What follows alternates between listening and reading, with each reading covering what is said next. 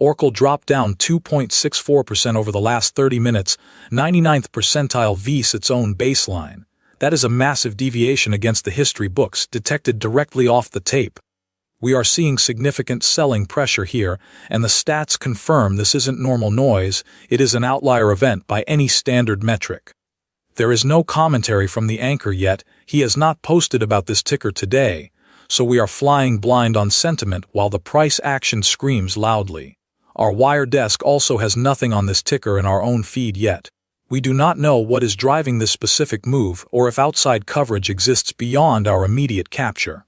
But the data is undeniable. Oracle is moving with a force that only appears in the top 1% of its historical behavior. The tape is talking, but the sources are silent. Stay sharp, watch for reversals, and wait for confirmation before chasing this extended tail. Oracle dropped down 2.64% over the last 30 minutes, 99th percentile vs its own baseline. That is a massive deviation against the history books detected directly off the tape. We are seeing significant selling pressure here, and the stats confirm this isn't normal noise, it is an outlier event by any standard metric. There is no commentary from the anchor yet, he has not posted about this ticker today, so we are flying blind on sentiment while the price action screams loudly. Our wire desk also has nothing on this ticker in our own feed yet. We do not know what is posted. Conditions are partly stable with a slight uptick in digital assets. Bitcoin showed mixed signals, edging down 0.13% then up 0.07%, reflecting typical afternoon volatility. The market navigated through political chatter and Gulf updates without significant gaps. We wrap with steady skies and measured movements across the board. Stay tuned for tomorrow's forecast. Ethereum edged up 0.13% as the day closed. Conditions are partly stable with a slight uptick in digital assets. Bitcoin showed mixed signals, edging down 0.13% then up 0.07%, reflecting typical afternoon volatility. The market navigated through political chatter and Gulf updates without significant gaps. We wrap with steady skies and measured movements across the board. Stay tuned for tomorrow's forecast. Apple dropped down 1.01% over the last 30 minutes, a 98th percentile vs its own baseline. The tape is moving without him today. Yahoo Finance reports at 9:25 a.m. Eastern that Apple tests CXM Chinese memory chips for iPhones, MacBooks. MarketWatch weighed in at 8:48 a.m. Eastern with warnings about potential underperformance absent an all-glass iPhone. Yahoo Finance also carried a downgrade to sell at 8:32 a.m. Eastern, citing the same design shift. The desk sees no post from the anchor on this ticker today. We are tracking the move off the tape itself, not his commentary. This is a cut-in by Informant Market Desk. DJT dropped down 1.81% as the most extreme measured fact today. Good morning. Yesterday's Truth Social post on defense, war, and election sparked this early volatility. We see DJT falling down 0.81% also in the packet, alongside Ethereum dropping down 1.17%. Conditions are partly volatile with a chance of Doge before the open settles the narrative on border security and energy policy moves. AMD dropped down 1.54% over the last 30 minutes, hitting the 97th percentile versus its own baseline. This is a massive outlier against historical tape behavior. The move is driven purely by flow detected off the microstructure itself. Our wire desk has nothing on AMD in our own feed yet, and he has not posted about this ticker today. The tape moves without him.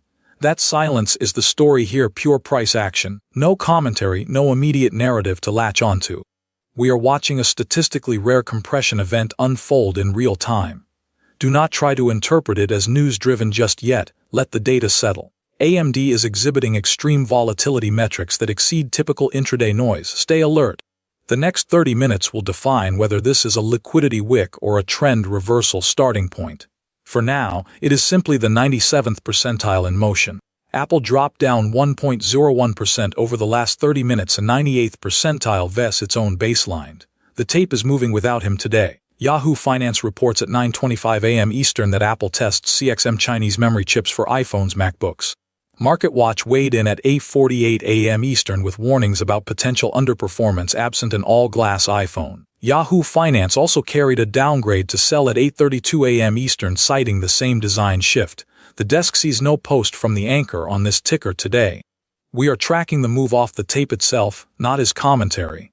This is a cut-in by Informant Market Desk. PLTR jumped up 2.37% over the last 30 minutes, a 99th percentile of its own baseline. This is a massive deviation, pushing into the 99th percentile against its historical distribution. The tape is moving independently of any commentary. He has not posted about this ticker today. There is no wire coverage from our feed yet to explain the surge. We are watching a pure price discovery event driven by off-tape forces or silent accumulation.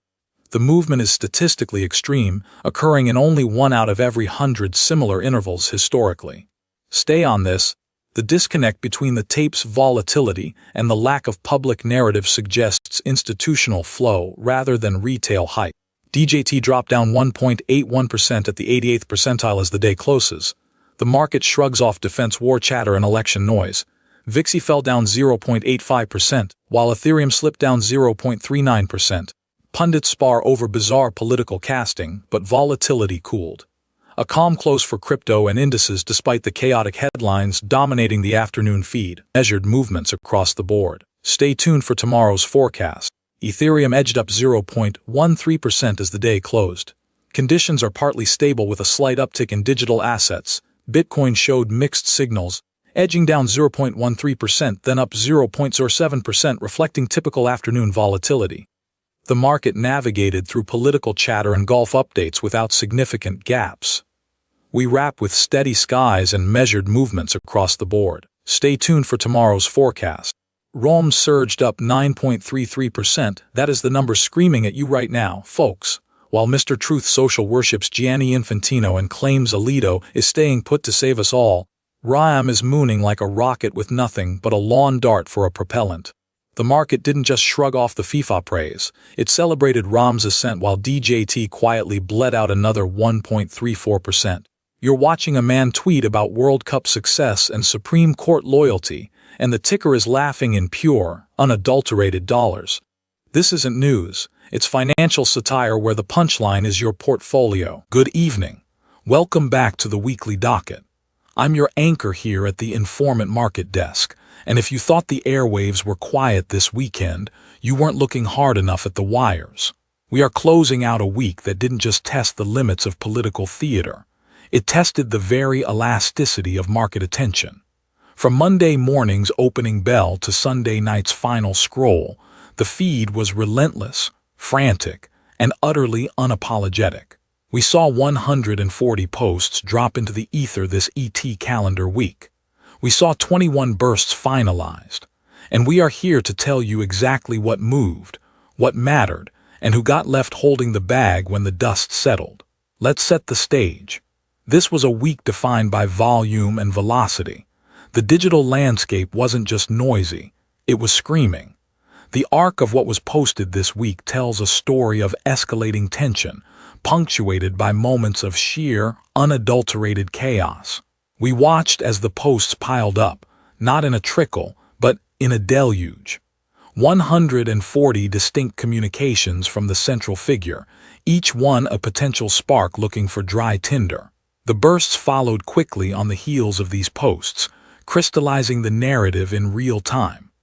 21 finalized bursts means 21 moments where the general public was forced to take a stand, to vote, to judge, and ultimately, to be judged by the cold, hard logic of the ticker tape. It was a week of high stakes and higher blood pressure, where every comma, every exclamation point, and every typo was dissected for market implications. Now, let's talk numbers. Because while we spend our days mocking the pundits and analyzing the pros, it is the numbers that never lie. And this week, the numbers were screaming in two directions at once. On one side, you had the stock of Donald Trump himself, DJT. It didn't just creep up, it launched. We recorded a surge of plus 4.76%, hitting the 93rd percentile of its historical range. That move jumped at the open with a gain of plus 2.32% against the prior close, which sat in the 79th percentile for overnight gaps. But that was just the appetizer. Later in the week, DJT surged another 4.07%, pushing into the 97th percentile. Then came the capstone, a final surge of 3.70%, also landing in the 97th percentile. These weren't minor fluctuations. These were seismic shifts that defied conventional gravity, driven by the sheer force of personality and policy speculation. But if DJT was the headline act, VIXI was the stage fire. You cannot look at this week's data without noting the obsessive, repetitive nature of volatility's ascent. We didn't just see one move, we saw a cascade. VIXI surged 3.89%, hitting the 91st percentile. This happened repeatedly, each time jumping at the open with a gain of plus 2.09% against the prior close, placing those overnight gaps in the 93rd percentile. The market was jittery. The market was jumpy. Every move by DJT sent ripples through VIXI, amplifying them, echoing them, multiplying them until volatility itself became the star of the show. It was a feedback loop of fear and greed, where every tick upward in Trump's stock was mirrored by a corresponding spike in the fear index. The numbers don't care about your politics, they only care about momentum. And this week, momentum was running hot on both sides of the ledger. And then, there is the burst that stole the thunder. The burst of the week was not a Trump surge, nor was it a VIXI spike. It was the 8th burst. 32 posts over 24 minutes that resulted in AMD plunging 3.06%, a move in the 98th percentile. That is an incredibly sharp decline, driven by the concentrated fury of 32 bursts in a single hour. It serves as a reminder that while we focus on the president, the market is listening to everyone else too. Speaking of listening, we have to address the voices in the booth. The spiciest pundit pair this week was a clash of titans, or perhaps a collision of egos. On the left, we had a critique so sharp it could cut glass. Oh, look at Mr. Bedminster declaring his own golf score like he's Babe Ruth on Prozac. The man thinks talent is a substitute for actual work, which explains why his policies are just fantasy fiction with better hair gel. It was poetic, it was vicious, and it perfectly captured the skepticism surrounding the administration's style over substance. On the right, Dale Buckhorn fired back with equal vigor. Dale Buckhorn here, and let me tell you, the talent is so thick in Bedminster you could cut it with a golf club. Meanwhile, the anchor for the tariff segment, and he will not be elaborating. Two very different takes, two very strong opinions, and both proving that the pundit class is as divided as ever. But here at the Informant Market Desk, we don't just watch the arguments, we measure the results. Which brings us to the centerpiece of this broadcast, the jury returns. This is where the rubber meets the road. This is where public opinion collides with market reality. And folks, this week, the courtroom was empty. There were no jury votes closed this week. That's right, not a single verdict rendered by the public jury. No crowd tally to weigh against the market's real verdict. No aggregate accuracy figure to calculate. The jury is on break. The docket is clear.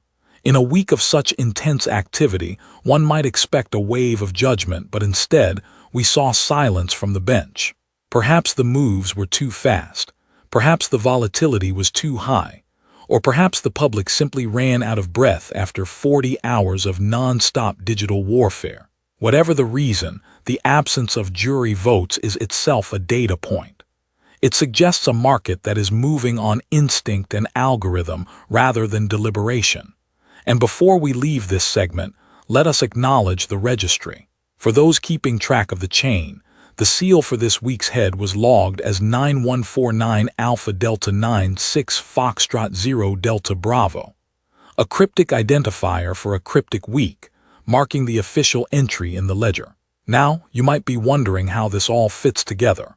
How does a surge in DJT relate to a plunge in AMD? How does the absence of jury votes impact our understanding of the spiciest pundit pair? It's complex, it's messy, and frankly, it's exhausting. But that's what we do. We untangle the knot. We separate the signal from the noise. And this week, the signal was clear. Volatility is the new normal, and the market is pricing in uncertainty at a premium.